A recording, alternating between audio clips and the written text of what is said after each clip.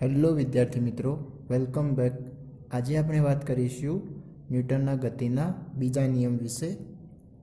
આના પહેલાં આપણે એનો પ્રથમ નિયમ જોઈ ગયા હતા, જેનું વિધાન શું હતું કે જ્યાં સુધી કોઈ પદાર્થ પર અસંતુલિત બાહ્ય બળ લગાડવામાં ના આવે ત્યાં સુધી તે પદાર્થ જો સ્થિર હોય તો સ્થિર રહે છે અને અચળ વેગીય ગતિ કરતો હોય તો તેની અચળ વેગીય ગતિ ચાલુ રાખે છે. બરાબર. હવે વાત કરીએ આપણે બીજા નિયમને. તો એને સમજવા માટે એક અગત્યની ભૌતિક રાશિ અહીંયા શીખવી જરૂરી છે, જેને આપણે એક ઉદાહરણ દ્વારા સમજીએ, એક પ્રવૃત્તિ દ્વારા. તો અહીંયા તમે જોઈ શકો કે એક કાચનો ટુકડો લીધેલો છે, એક પથ્થર છે અને કાંકરી છે. બરાબર. તો હું હવે આ પથ્થર અને કાંકરીને સમાન વેગથી આ કાચના ટુકડા ઉપર અથડાવું તો પછી આમાંથી કોના દ્વારા કાચનો ટુકડો તૂટી શકે છે? તો તમારો જવાબ હશે પથ્થર. શું કે ભાઈ આ પથ્થર જે છે એ પથ્થર દ્વારા, પથ્થર અને બંને કાંકરીને આપણે સમાન વેગથી અથડાવીએ છીએ, ઠીક છે, પરંતુ આ પથ્થર દ્વારા શું થાય છે? આ કાચનો ટુકડો તૂટી જાય છે, ફૂટે છે. બરાબર. પરંતુ કાંકરી દ્વારા એની અસર થશે નહીં. હવે આવું થવા પાછળનું કારણ શું કે ભાઈ કાંકરીથી કેમ ના તૂટ્યો અને પથ્થરથી તૂટી ગયો? તો તમે જોઈ શકો છો કે ભાઈ પથ્થર જે છે એનું દળ કેવું છે? કાંકરી કરતાં વધુ છે. બરાબર. તો વધુ દળ હોવાના કારણે આ કાચના ટુકડા ઉપર એના દ્વારા બળ વધુ લાગ્યું, ઠીક છે, જેનાથી આ કાચનો ટુકડો તૂટી જાય છે. તો એનો મતલબ એમ થયો ને કે જે બળ છે તો એ દળ ઉપર કઈ રીતના આધાર રાખે છે? તો બળ ચલે છે દળ, અથવા તો એને બીજા સ્વરૂપમાં લખવું હોય તો એફ ચલે છે એમ. એટલે કે આ ચલે એટલે કે એક સમપ્રમાણ, કે ભાઈ જેટલું દળ વધુ એટલું પદાર્થ દ્વારા લાગતું બળ પણ કેવું થઈ જશે? વધુ થઈ જશે. બરાબર. કેમ? કારણ કે તમે અહીંયા જોઈ શકો પથ્થર અને કાંકરી, તો પથ્થરનું દળ વધુ હોવાના કારણે કાચનો ટુકડો ફૂટે છે. બરાબર. કાંકરી દ્વારા ફૂટતો નથી. ઓકે. તો આ તો વાત હતી એના દળ વિશે. હવે આપણે વાત કરીએ કે મારે કાંકરી દ્વારા જો આ કાચના ટુકડાને તોડવો હોય, ફોડવો હોય તો શું કરી શકીએ આપણે? તો તમે હવે વિચારી શકો કે આ કાંકરીને હું વધારે વેગથી, વધારે ઝડપથી જો આના ઉપર અથડાવીશ તો એ શું થઈ જવાનું છે? તૂટી જવાનું છે. એટલે કે કાંકરી પર મારે શું કરવું પડશે? વધારે વેગ ઉત્પન્ન કરવો પડશે. તો વધારે વેગથી હું આને અથડાવીશ તો એ તૂટી જાય છે. તો હવે એ વેગ આપણે વધુ કર્યો તો એના કારણે અહીંયા કાચના ટુકડા ઉપર બળ વધુ લાગ્યું, જેનાથી શું થયું? આ કાચનો ટુકડો ફૂટી જશે. બરાબર. તો એનો મતલબ એમ થયો કે મારે એના ઉપર જે બળ લાગ્યું એ પણ કોના? કાંકરી દ્વારા જે આપણે બળ લગાડ્યું એ એના અંદર ઉત્પન્ન થયેલો વેગ, એના કારણે એ શું થાય છે? ફૂટે છે. ઠીક છે. જેનાથી આપણે કહી શકીએ કે ભાઈ આ જે બળ છે તો બળ પણ કોના ઉપર આધાર રાખે છે? પદાર્થના વેગ ઉપર પણ આધાર રાખે છે. એટલે કે જેટલું વેગ વધુ હશે એટલું પદાર્થ દ્વારા લાગતું બળ પણ વધુ થાય છે. સ્વાભાવિક છે. જેમ કે આ બંદૂકમાંથી છૂટેલી ગોળી એ આ સામેવાળી વ્યક્તિની આરપાર જઈ શકે છે. ઓકે. પરંતુ આપણે હાથ દ્વારા ફેંકેલી ગોળી વ્યક્તિને કોઈ પણ પ્રકારની ઈજા કરશે નહીં, એને અથડાઈને નીચે પડી જશે. બરાબર. તો જે બંદૂકમાંથી નીકળેલી ગોળી હતી એ શું થાય છે? તો એનો વેગ વધુ હતો, જેના કારણે એ સામેવાળાને મારી શકે છે. બરાબર. પરંતુ હાથથી ફેંકેલી ગોળીમાં એટલો વેગ હોતો નથી. તો એ બળ જે એના ઉપર લાગ્યું એ કોના કારણે? તો એના વેગના કારણે. ઠીક છે. તો હવે એનાથી એટલે આપણે આ કાંકરી માટે સમજ્યા કે ભાઈ કાંકરીને જો વધુ વેગથી હું ફેંકીશ તો આ કાચનો ટુકડો તૂટી શકે છે. બરાબર. હવે એના કારણે તમે હવે જોઈ શકો છો કે ભાઈ જો દળ વધુ તો ત્યાં આગળ બળ પણ વધુ લાગશે પદાર્થ દ્વારા, અને જો એનો વેગ વધુ હોય તો પણ એના દ્વારા બળ કેવું લાગવાનું છે? વધુ લાગવાનું છે. ઓકે, તો આને બંનેને આપણે ભેગું કરીએ, આ બંને રાશિઓ દળ અને વેગ, તો એનાથી એક નવી રાશિ ઉત્પન્ન થાય છે બળની. બરાબર, એટલે કે આ બંનેને ભેગા કરીએ તો એટલે કે સરખાવીએ તો એમની ડાબી બાજુ શું છે? સરખી છે. ઓકે, તો જમણી બાજુમાં શું થઈ જશે? m ગુણ્યા v. તો હવે જે આ એક નવી રાશિ બની કે જે તે પદાર્થ હોય એ પદાર્થનું જે બળ લાગતું હશે, બળ કોના ઉપર આધાર રાખે છે? એના દળ અને વેગના ગુણનફળ, એટલે કે એના ગુણાકાર જેટલું હોઈ શકે છે.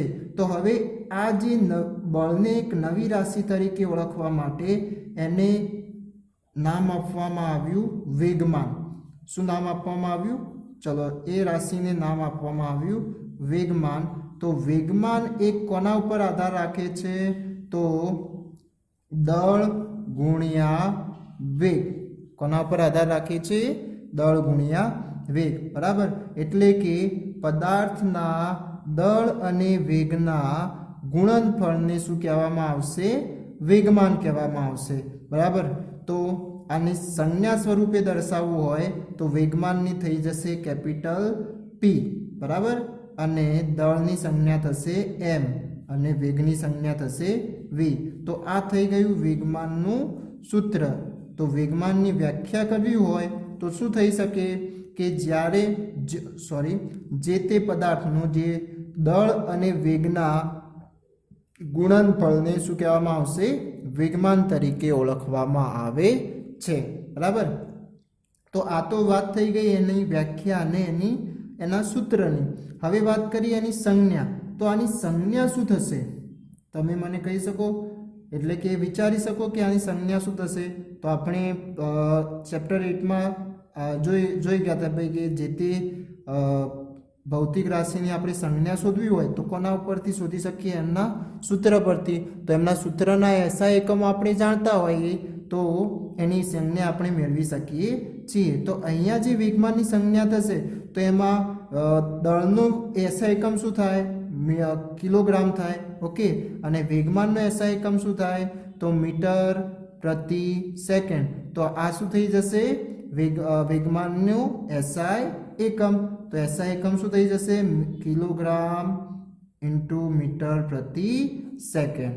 બરાબર, હવે આપણે વાત કરીએ કે આ જે છે એ અદિશ રાશિ થશે કે પછી સદિશ રાશિ. તો આમાં તમે જોઈ શકો કે દળ તો કેવી છે? અદિશ રાશિ, પરંતુ આ વેગ એ કેવો છે? સદિશ રાશિ. બરાબર, માટે આ વેગમાન પણ શું થશે? હવે અહીંયા સદિશ રાશિ થશે. બરાબર, તો વેગમાન એ કેવા પ્રકારની રાશિ છે? સદિશ રાશિ. ઓકે, હવે આ વેગમાનને તમારે અહીંયા સમજવું જરૂર હતું. કેમ? કારણ કે એનો જ ઉપયોગ કરીને આપણે ન્યૂટનના ગતિનો બીજો નિયમ સમજવાનો છે. તો તમે આ વેગમાન વિશે સમજી ગયા હશો કે વેગમાન એટલે શું? તો પદાર્થના દળ અને વેગના ગુણનફળને શું કહેવામાં આવે છે? વેગમાન કહે છે. વેગમાનની સૂત્ર થશે P બરાબર mv. એનો એસઆઈ એકમ થશે કિલોગ્રામ મીટર પ્રતિ સેકન્ડ. અને એ કેવી રાશિ છે? સદિશ રાશિ છે. એટલે કે એ પણ મૂલ્યની સાથે દિશા પણ બતાવે છે. બરાબર, તો એનો મતલબ એમ થયો કે ભાઈ જેટલું દળ વધુ એટલું પદાર્થનું વેગમાન પણ વધુ લાગશે, અને જેટલો વેગ વધુ એટલું પણ વેગમાન વધુ લાગશે. એટલે વેગમાન પણ એક પ્રકારનું શું થઈ જશે? અહીંયા બળ જ બતાવી રહ્યું છે. એટલે કે આવી જે નવી જે ભૌતિક રાશિ હતી, આ જે નવી જે ભૌતિક રાશિઓથી જે બની એને પછી કોના દ્વારા દર્શાવ્યું? વેગમાન દ્વારા દર્શાવવામાં આવ્યું. બરાબર, હવે આપણે ન્યૂટનના ગતિનો બીજા નિયમને સમજીએ. તો એના માટે આપણે એક ઉદાહરણ લઈએ કે ધારો કે કોઈ એક પદાર્થ અથવા દડો જે પહેલાં સ્થિર સ્થિતિમાં છે. બરાબર, તો સ્થિર સ્થિતિમાં હશે તો એનો જે વેગ હશે એ કેટલો હશે?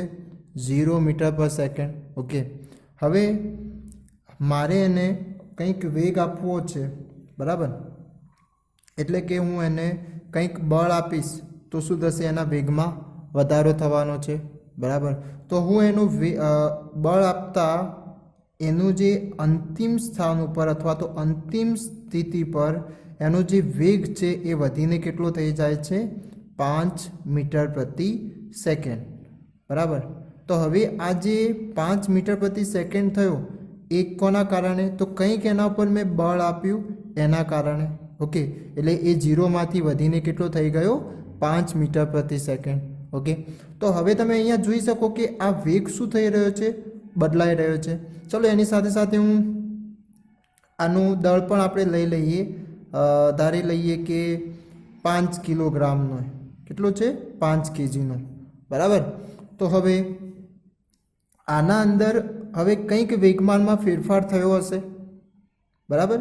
જેમ કે વેગમાં થતો ફેરફાર, તો વેગમાં થતો ફેરફાર આપણે શોધવો હોય તો શું કરતા હતા, એના અંતિમ વેગમાંથી પ્રારંભિક વેગ માઇનસ કરતા હતા, બરાબર. તો એ જ રીતના અહીંયા વેગમાનમાં થતો ફેરફાર, શું, વેગમાનમાં થતો ફેરફાર, તો એ મારે શોધવો હોય તો અહીંયા શું કરવું પડશે, આના અંતિમ વેગમાનમાંથી પ્રારંભિક વેગમાન માઇનસ કરવું પડે, બરાબર. તો અંતિમ વેગમાન, હવે અંતિમ વેગમાન માટે આપણે સંજ્ઞા લઈ લઈએ, અંતિમ છે એટલે વેગમાનની સંજ્ઞા p અને ફાઇનલ એટલે અંતિમ માટે ફાઇનલ શબ્દ વાપરીએ તો pf થઈ જશે.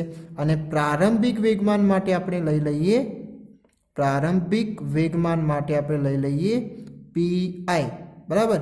I મતલબ ઇનિશિયલ, ઇંગ્લિશમાં શું કહેવાય એને, ઇનિશિયલ, ઠીક છે, ઇનિશિયલ. ઓકે, તો એનો I લઈ લીધો, બરાબર. તો હવે મારે વેગમાનમાં થતો ફેરફાર શોધવો હોય તો એ શું થશે, તો ડેલ્ટા p બરાબર pf માઇનસ pi, ઠીક છે. તો હવે આ pf કેટલું છે, તો અહીંયા પણ 5 અને 5 એટલે કે એ થઈ જશે એનો અંતિમ સ્થાન ઉપર વેગમાન. આમાં વેગમાન શોધવું હોય તો વેગમાનનું સૂત્ર શું હતું આપણું, તો p = mv. તો m કેટલા છે, 5 kg, અને v કેટલા છે, એ પણ 5 છે. તો ટોટલ કેટલું થઈ જશે અહીંયા વેગમાન, 25 કિલોગ્રામ મીટર પર સેકન્ડ, બરાબર. તો અહીંયા એનું થઈ જશે 25, અને પ્રારંભિક વેગમાન એનું કેટલું થશે, તો 5 ગુણ્યા એનો વેગ કેટલો છે, 0, માટે એનું વેગમાન ત્યાં આગળ શું થઈ જશે, 0. તો 25 માઇનસ 0, તો આ શું થઈ ગયું, એનું વેગમાન 25 કિલોગ્રામ મીટર પ્રતિ સેકન્ડ. પરંતુ આ શું થઈ ગયું, વેગમાનમાં થતો ફેરફાર, બરાબર. તો આ જે વેગમાનમાં થતો ફેરફાર ઉત્પન્ન થયો એ કોના કારણે, તો આપણે કંઈક એના ઉપર બળ લગાડ્યું એના કારણે, ઠીક છે. ચલો હવે બીજું એક જોઈએ કે હવે હું આ પદાર્થનો મારે વેગ વધુ કરવો છે, વેગ વધુ આપું છું, બરાબર. એટલે કે એના ઉપર મારે વેગ વધારે ઉત્પન્ન કરવો હોય તો એના માટે મારે શું કરવું પડશે, બળ પણ વધુ જરૂર પડશે. એટલે કે વેગમાનમાં થતો ફેરફાર વધુ ઉત્પન્ન કરવો હોય તો એના ઉપર બળ પણ વધુ જરૂરિયાત લાગવું પડશે, ઠીક છે. તો એના કારણે અહીંયા આપણે ધારી લઈએ કે 10 મીટર પ્રતિ સેકન્ડ એનો વેગ થઈ રહ્યો છે, બદલાઈ રહ્યો છે એની સ્થિર સ્થિતિમાંથી, બરાબર. અને એનું દળ તો કેટલું છે, 5 kg આપણે લઈ રહ્યા છીએ. તો તમે શું કહી શકશો કે વેગમાનમાં થતો ફેરફાર એટલે કે ડેલ્ટા પી અહીંયા કેટલો ઉત્પન્ન થશે, તો તમે હવે શોધી શકો છો કે pf માઇનસ pi, તો એના અંતિમ વેગમાનનો ફેરફાર કેટલો થશે, એટલે અંતિમ વેગમાન કેટલો બનશે, તો એનું દળ 5 છે અને વેગ 10 છે. તો 5 ગુણ્યા 10 એટલે શું થઈ જશે, 50 થઈ જશે. તો અહીંયા 50 અને સ્થિર સ્થિતિમાં એટલે કે પ્રારંભિક સ્થિતિમાં એનું વેગમાન કેટલું થઈ જશે, તો એ 0. તો અહીંયા કેટલું મળશે આપણને, 50 કિલોગ્રામ મીટર પ્રતિ સેકન્ડ, ઠીક છે. તો આ થઈ ગયું એનું વેગમાનમાં થતો ફેરફાર, બરાબર. તો અહીંયા તમે જોઈ શકો છો કે મારે 50 કિલોગ્રામ મીટર પ્રતિ સેકન્ડ એ વેગમાન ઉત્પન્ન કરવો હોય, વેગમાનમાં થતો ફેરફાર, તો એ વખતે અહીંયા તમારે બળ કેવું લગાડવું પડશે? આ બળ વધુ લગાડવું પડશે, બરાબર. અને આ પરિસ્થિતિમાં બળ કેવું લગાડવું પડશે? તમારે આના કરતાં ઓછું લગાડવું પડશે. ઓકે, તો જેટલો તમારે વેગમાનમાં થતો ફેરફાર વધુ ઉત્પન્ન કરવો હોય તો બળ પણ કેવું લગાડવું પડશે? વધુ, બરાબર. તો આ તો વાત હતી વેગમાનમાં થતો ફેરફારની. હવે આપણે એક બીજું ઉદાહરણ લઈએ કે માન લો કે એક કાચનો ગ્લાસ છે, ઠીક છે. તો એ કાચના ગ્લાસને આપણે કોઈ સપાટી એટલે કે તળિયા પર ફેંકીએ છીએ, એક હાર્ડ સપાટી પર ફેંકીએ છીએ કાચના ગ્લાસને. તો હવે એ શું થવાનું છે? ત્યાં આગળ અથડાતા એ તૂટી જશે. શું થઈ જશે? એ તૂટી જશે, બરાબર. તો હવે એ તૂટવા પાછળનું કારણ શું થઈ શકે? તો તમે જોઈ શકો કે આની જે અહીંયા જ્યારે તે અથડાશે એટલે કે એ વખતે એનો વેગ શું થઈ જાય છે? તરત જ 0 થઈ જાય છે, બરાબર. અહીંયા આગળ એનો પ્રારંભિક વેગ કંઈક હશે, ઓકે. અને જેવું જે ટકરાશે એવો જ એનો વેગ શું થઈ જાય છે? અહીંયા 0 થઈ જાય છે, જેના કારણે એને તરત જ 0 થતાં એ શું થઈ જશે? ફૂટી જાય છે. પરંતુ આપણે વાત કરીએ કોઈ ગાદલામાં અથવા તો એક રેતવાળી સપાટી પર આપણે એ ગ્લાસને ફેંકીશું તો શું થશે? એ કાચનો ગ્લાસ તૂટતો નથી, ઓકે. તો તમે ત્યાં આગળ જોશો કે એ કાચનો ગ્લાસ શું કરે છે? કંઈક અંદરની તરફ ધકેલાય છે, બરાબર. એટલે કે એ પેલી સપાટીને શું કરે છે? અંદરની તરફ ધકેલે છે અને ફરી પાછું એની ફરીથી સપાટી આવી જશે. એટલે કે અહીંયા આગળ કંઈક એને શું લાગે છે? એનો વેગ ઘટાડવા માટે કંઈક સમય લે છે. શું કરે છે? કંઈક સમય લે છે. જ્યારે અહીંયા એને વેગ તરત જ 0 થઈ જાય છે, માટે અહીંયા આગળ એને સમય મળતો નથી, બરાબર. અને અહીંયા શું થાય છે? એને સમય કંઈક મળે છે, જેના કારણે એના વેગમાં જે ઘટાડો થવો જોઈએ એના માટે અહીંયા સમય લાગે છે, જેનાથી અહીંયા શું થાય છે? કાચનો ગ્લાસ તૂટતો નથી. એટલે કે જેટલો સમય વધુ હશે એટલું એ પદાર્થ દ્વારા બળ કેવું લાગશે? સપાટી પર ઓછું લાગશે, બરાબર.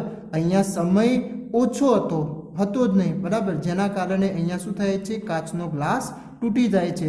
જ્યારે અહીંયા એને સમય વધુ મળવાના કારણે એ શું થાય છે? ત્યાં આગળ કાચનો ગ્લાસ આપણને તૂટતો જોવા મળતો નથી.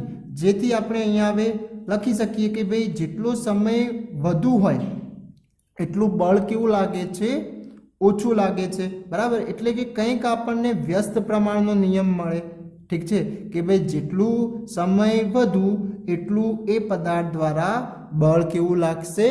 ઓછું લાગશે, ઠીક છે. તો હવે આ જે વેગમાનમાં થતો ફેરફાર અને આ બંને સમયને સાથે દર્શાવીએ તો એક આપણને સૂત્ર મળશે, જે શું મળશે? તો F ચલે છે ડેલ્ટા પી અપોન ટી, બરાબર. તો હવે આ જે સૂત્ર છે એ સૂત્રને જ ન્યૂટનના ગતિનો બીજો નિયમનું સૂત્ર પણ કહી શકીએ છીએ. તો આ સૂત્ર પરથી એનું વિધાન બનાવવું હોય તો કંઈક આ રીતના બની શકે કે કોઈ પદાર્થના વેગમાનમાં થતા ફેરફારનો સમય દર એ તેના પર લાગતા અસંતુલિત બળના બળ જેટલો અને બળની દિશામાં હોય છે. એટલે અહીંયા આપણે જોયું કે વેગમાનમાં થતો ફેરફાર એટલે શું થઈ ગયું ડેલ્ટા પી. ઓકે, અને વેગમાનમાં થતો ફેરફાર અને એનો સમય દર એટલે અહીંયા શું દર્શાવે છે 1/t એટલે 1/t. તો આ બંનેનું જે મૂલ્ય છે કોના જેટલું બનશે તો એના ઉપર લગાડવામાં આવતું અસંતુલિત બાહ્ય બળ જેટલું હોય છે. ઓકે, અને આ જે વેગમાનમાં થતો ફેરફાર હોય એની દિશામાં જ બળની દિશા હોય છે, અથવા તો બળની દિશા એ કોની દિશામાં હશે તો વેગમાનમાં થતો જે ફેરફારની જે દિશા હશે એ જ દિશામાં એ બળની દિશા હોય છે. ઓકે, તો આ તો એનું પ્રથમ કથન હતું, પ્રથમ વાક્ય હતું. બરાબર, હવે આના ઉપરથી એનું એક બીજું પણ સૂત્ર બને છે, એ પણ આપણે જોઈએ. હવે આને સામાન્ય રીતે લખવું હોય તો F = ડેલ્ટા પી ભાગ્યા ટી. ઠીક છે.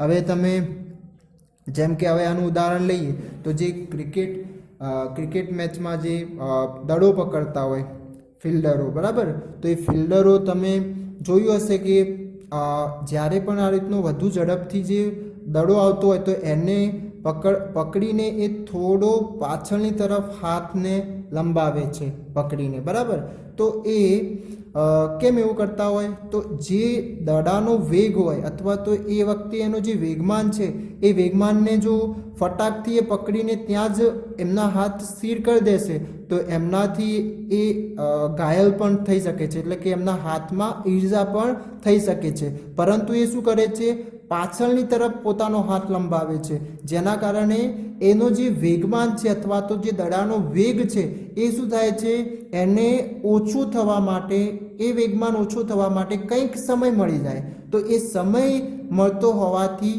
એ સરળતાથી અને ઘાયલ થયા વગર જ એ દડાને પકડી શકે છે. બરાબર, તો એક એનું ઉદાહરણ પણ તમે એનું લઈ શકો છો કે ભાઈ એનો જે આનું વૈજ્ઞાનિક કારણ પણ આવી શકે કે કેમ એ પાછળની બાજુએ હાથને લંબાવે છે કેચ કરીને. ઠીક છે, તો એ શું કરે છે એ વેગમાન હતું એ વેગમાનને ઘટાડવા માટે કંઈક સમય આપી રહ્યા છે. એટલે જેટલો એ સમય વધુ લાગશે તો એના સામે પેલું બળ જે લાગશે એમનાથી એ કેવું થઈ જશે ઓછું થઈ જવાનું છે. ઠીક છે, હવે આપણે વાત કરીએ આનું એક બીજું સૂત્ર. તો એ સૂત્રની ગાણિતિક પ્રક્રિયા એટલે કે ગાણિતિક સ્વરૂપ તમારે સમજાવવાનું આ વખતે આવશે નહીં, સિલેબસમાં તમારા નથી. બરાબર, જેની તમારે નોંધ લેવી. અને હવે આપણે સમજીએ આ સૂત્ર પરથી બીજું સૂત્ર કઈ રીતના લખી શકીએ ડેલ્ટા પી. તો સામાન્ય રીતે તમને ખાલી સૂત્રની સમજ માટે આ સમજાવી રહ્યો છું, તો ધ્યાનથી સાંભળજો. તો ડેલ્ટા પી છે, હવે માન લો કે કોઈ પદાર્થ જ છે તો પદાર્થની સ્થિર સ્થિતિમાં પદાર્થનું દળ m છે અને એની સ્થિર સ્થિતિમાં વેગ u છે પ્રારંભિક સ્થિતિમાં. ઠીક છે, અને કંઈક એના ઉપર બળ લાગતા એની અંતિમ સ્થિતિમાં વેગ વધીને કેટલું થઈ જાય છે v જેટલો, અને એનું દળ તો કેટલું થશે mનું m. તો આ થઈ જશે એની અંતિમ સ્થિતિ અને આ થઈ જશે એની પ્રારંભિક સ્થિતિ. બરાબર, અને આનો વેગ u. ઠીક છે, તો હવે આ વેગ પણ બદલવા માટે જે સમય લે છે એ કેટલું લે છે t જેટલો લે છે, આપણે ધારી લઈએ. ઠીક છે, તો હવે મારે અહીંયા ડેલ્ટા પી, તો ડેલ્ટા પી એટલે કે કેટલું થઈ જશે આનો પ્રારંભિક વેગ. હવે આના વેગમાનમાં થતો ફેરફાર મારે શોધવો હોય તો કેટલો થઈ જશે તો pf - pi ભાગ્યા t. બરાબર, તો pf એટલે કે અંતિમ વેગમાન કેટલો થશે mv જેટલો. વેગમાનનું સૂત્ર શું છે દળ ગુણ્યા વેગ, તો આનું દળ m છે અને આનો વેગ કેટલો છે v, તો અંતિમ વેગ કેટલો થઈ જશે mv જેટલું, અને પ્રારંભિક વેગમાન કેટલું થઈ જશે તો mu જેટલું, કારણ કે એનું દળ m છે અને વેગ u છે, અને ભાગ્યા t. બરાબર, હવે હું આ m ને કોમન નીકાળું સામાન્ય, તો શું થઈ જશે mv - u ભાગ્યા t. હવે તમે જાણો છો કે આ v - u ભાગ્યા t એને કઈ ભૌતિક રાશિ તરીકે આપણે લખી શકીએ? તો એ શું થઈ જશે? પ્રવેગ ભૌતિક રાશિ થઈ જશે, જે તમે એનું સૂત્ર જાણો છો, v-u/t. તો શું થઈ જશે? અહીંયા આ ત્રણેયની જગ્યાએ આપણે શું લખી શકીએ છીએ? વેગ લખી શકીએ છીએ. તો F = શું થઈ જશે? અહીંયા ma. તો આ એક ન્યૂટનની ગતિનું બીજું સૂત્ર થઈ જશે કે ભાઈ જે તે પદાર્થનું લાગતું બળ એ કોના ઉપર આધાર રાખે? કોના સમાન હોય છે? તો પદાર્થના દળ અને પદાર્થના ઉત્પન્ન થતા પ્રવેગના સમાન હોય છે. બરાબર? તો F = ma. આ પણ યાદ રાખવું. એની સાથે સાથે એટલે કે એને ન્યૂટનની ગતિનો બીજો નિયમ એ શું આપે છે? સૂત્રો આપે છે. બરાબર? તો હવે આમનું જે સૂત્ર એટલે કે આનો આપણે SI એકમ જોઈએ તો શું થઈ જશે? તો સૂત્રના હિસાબથી દળનો SI એકમ કિલોગ્રામ થઈ જશે અને પ્રવેગ છે તો પ્રવેગનો SI એકમ શું થાય છે? મીટર/સેકન્ડ². માટે આનો જે SI એકમ થશે શું થઈ જશે? કિલોગ્રામ મીટર/સેકન્ડ². બરાબર? આ સૂત્રના હિસાબથી. પરંતુ આ ન્યૂટનને જણાવેલ હોવાના કારણે બળનો SI એકમ શું લેવામાં આવે છે? ન્યૂટન લેવામાં આવે છે, જેની સંજ્ઞા કેપિટલ N છે. બરાબર? તો આ તમારે યાદ રાખવું. એની સાથે બીજું કે આ કઈ રાશિ થઈ જશે? તો બળ પણ એક દિશા મૂલ્ય તો બતાવે જ છે, પરંતુ એ દિશા પણ બતાવે છે, માટે એ એક સદિશ રાશિ છે. કેવી રાશિ છે? સદિશ રાશિ. બરાબર? તો આ વાત હતી અહીંયા ન્યૂટનના ગતિના બીજા નિયમ વિશે. તો બીજો નિયમ શું કહે છે? કે કોઈ પદાર્થના વેગમાનમાં થતો ફેરફારનો સમય દર એ તેના પર લાગતા અસંતુલિત બળ જેટલો અને બળની દિશામાં હોય છે. તો એના ઉપરથી આ સૂત્ર લાગુ થશે. બરાબર? અને એ સૂત્રને આપણે તારવીએ ત્યારે શું આવશે? એનું ગાણિતિક સ્વરૂપ F = ma. બરાબર? જેનો મતલબ શું થશે? m = દળ અને a = પ્રવેગ. ઠીક છે?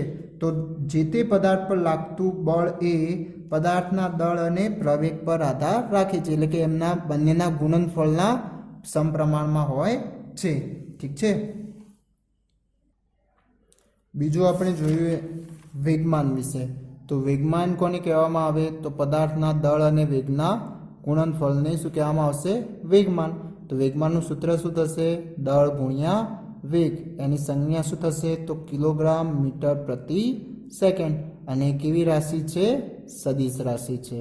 બરાબર? Thank you.